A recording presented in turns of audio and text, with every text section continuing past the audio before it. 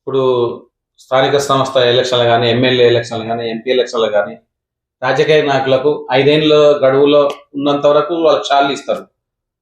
Life long మళ్ళీ pension ఇచ్చే అవసరమా? ఇప్పుడు ఉన్న రాజకీయ నాయకులకు ఇచ్చే ఈ బడ్జెట్ వల్ల జనానికి ఏమైనా లాభమా, నష్టమా? ఈ విషయం చెప్పండి. సో రాజకీయ నాయకుడు అంటేనే సమాజానికి సేవ చేయాలని వచ్చినవాడు, సమాజానికి ఉపయోగపడాలని వచ్చినవాడు. అంతంత లక్షల రూపాయల శాలరీస్ తీసుకోవాల్సిన అవసరం వచ్చింది.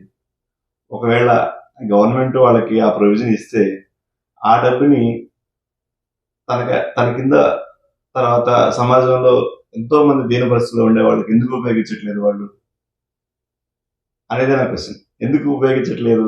సమాజం సేవ చేయడానికి వచ్చావు కదా, సరే నీకు అన్ని లక్షల రూపాయలు జీతం ఇచ్చినప్పుడు దాన్ని సద్వినియోగం చేయొచ్చుగా, లేని వాళ్ళకి కొంచెం దానం చేయొచ్చుగా. ఏ ఎమ్మెల్యే ఎంపీ ఎక్కడన్నా తన జీతంలో నుంచి ఎక్కడన్నా దానాలు చేశాడు అని ఎవరన్నా చెప్పారా? ఎక్కడన్నా మనం విన్నామా? లేదు. గవర్నమెంట్ మళ్ళీ ఏం చేస్తుంది, వాళ్ళకి సబ్సిడీలో చాయ్, సబ్సిడీలో బ్రేక్ఫాస్ట్ అన్ని వాటిలో చాలా తక్కువ రేట్లలో దొరుకుతాయి వాళ్ళకి, క్యాంటీన్స్ లో వాటిల్లో. అదే మాదిరిగా వాళ్ళకి టెలిఫోన్ ఫ్రీ, అన్ని ఫ్రీ. తర్వాత జీవితం అంతా వాళ్ళకి పెన్షన్ కూడా. 5 సంవత్సరాలు చేస్తే జీవితం అంతా, 40 సంవత్సరాలు ఆర్మీలో కానీ ఎక్కడైనా సర్వీస్ చేసి వస్తే వాళ్ళకి వచ్చే పెన్షన్ 30, 40, 50 వేలే. కానీ వాళ్ళకి లక్షల రూపాయల్లో మళ్ళీ పెన్షన్ కూడా ఇస్తుంది గవర్నమెంట్. అన్ని పెన్షన్లు తీసుకుంటూ కూడా, అంత చేసుకుంటూ కూడా సమాజానికి ఏదైనా సేవ చేస్తారా? చేస్తే సంతోషం.